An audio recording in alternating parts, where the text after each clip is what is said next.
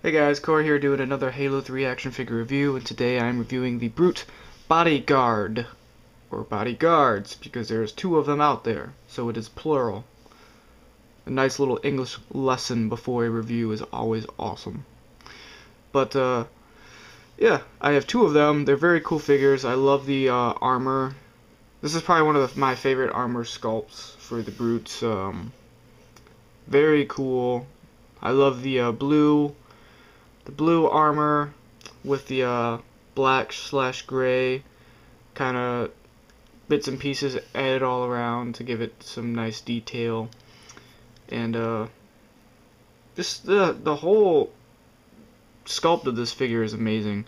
And it's hard to say that because he came out of Series 6, which Series 6 was like the absolute worst series that McFarlane has produced for the Halo 3 line. I don't know what happened with that, but I'm not even going to go into a rant about how bad Series 6 was. I'll save that for a different video. But it is a very cool figure. It does not come with a medal, even though it's part of the medal edition. It was the only figure to not come with a medal, which is kind of weird. But that's okay with me because the medals were very crappy. Comes with a brute shot, and he also comes with a spike grenade, which I'll get one of those out for you here so you can see what they look like. This is a spike grenade in case you have never seen one in your life. And it's a grenade that the brutes usually throw at you, and they can stick you, and it's not fun. So, because of the brute shot, a lot of people complain that you can't really get the figure to hold it, but he can hold it, but not really in the right way you see him holding it in the game. But on the packaging, the way they have him holding it is, there's a peg in the brute shot, and I put the peg into his hand, take his other hand, and then I slide it right in there, and pretty much he'll hold it like that, and I think it looks pretty cool holding it like that, and I don't really have a problem with it if he can't hold it by the handle or whatever. Which is the only problem I have about the brute shot is this little handle right here. It pops off very, very easily. You know, I have some brute shots to where it just stays on perfectly, and ones like this one I have to super glue on because they just will not stay on at all. So it's kind of random on what brute shot you get, of how well this little handle will be on there. And it has a peg, so you can put it on a Spartan's or a different figure's back, because these guys don't have any pegs on them, or peg holes on them for placing extra weapons and stuff. Which I kind of hope that they start including more pegs on the brutes and the elites and stuff, because the Series 2 Arbiter had a spot on his leg and his back for pegs, or for extra weapons. I keep saying pegs, but for extra weapons. And the the Brute Stalker had a peg hole on his side, and they just kind of stopped doing it after that, which I think they should keep doing that. Brute shot detail is very nice.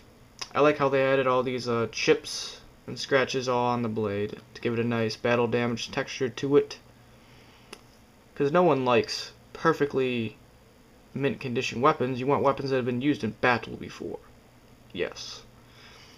And you can also get them to hold a variety of weapons. As you can see, the Brute Bodyguard on the left has a Covenant carbine rifle in his hands. You can also fit beam rifles. You could fit plasma pistols, plasma rifles, brute shots. I don't know about a fuel rod cannon. Probably not a fuel rod cannon because their fingers are too small to hold it. But they can hold a nice variety of weapons, and that's always a plus. From, when a figure can hold a variety of weapons, it opens up more options for what you can do with it and what poses you can put them in and all that good stuff. Helmet is removable. Only bad thing about the helmet is it's a little bent, but you can just bend it back and it'll be fine. It's not really that noticeable. I like the face sculpt on the figure too.